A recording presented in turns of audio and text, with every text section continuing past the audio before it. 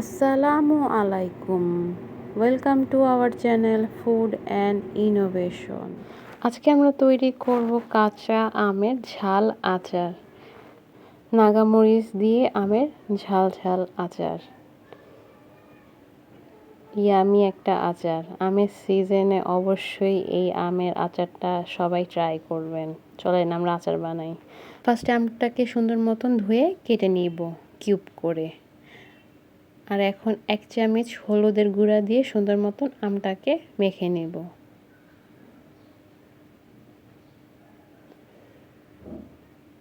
এইভাবে করে আপনারা আমটাকে মাখায় নেবেন। কিছুক্ষণের জন্য রোদে শুকায় নিতে পারেন।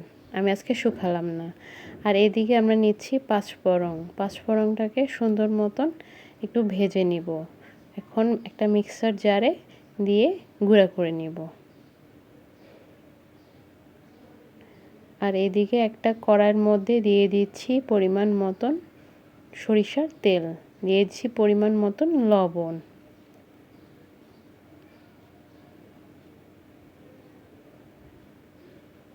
আর দিয়ে দিচ্ছি রসুন বাটা 1/2 কাপ পরিমাণ। আমরা আজকে এখানে 5 কেজি পরিমাণ আমের আচার বানাবো। আর দিচ্ছি এখানে সরিষা বাটা, সাদা সরিষা বাটা 2 টেবিল চামচ পরিমাণ। আর দিচ্ছি মরিচের গুঁড়া 3 টেবিল চামচ পরিমাণ। সুন্দর মতো নেড়ে চেড়ে নিব।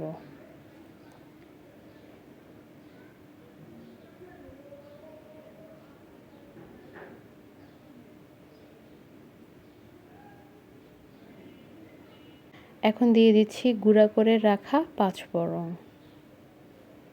সুন্দর মতো নেড়ে চেড়ে নিব।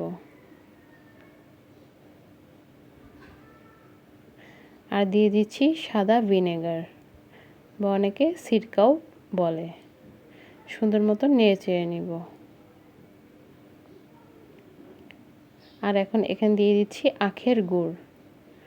আপনারা চাইলে চিনি দিয়েও করতে পারেন। আমি আজকে গুড় দিয়ে করছি। আর এদিকে নিয়ে নিচ্ছি নাগামরিচ। এখন মশলার মধ্যে নাগামরিচ দিয়ে দিয়েছি। সুন্দর মতো নেড়ে চেড়ে নিব। আর এখন আমাদের হলুদ দিয়ে মাখা আমগুলোও দিয়ে দিচ্ছি।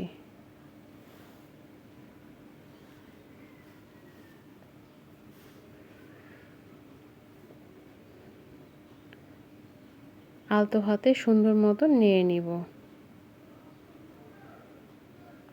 এক্ষেত্রে সাবধানে নাড়বেন, তেল ছিটতে পারে।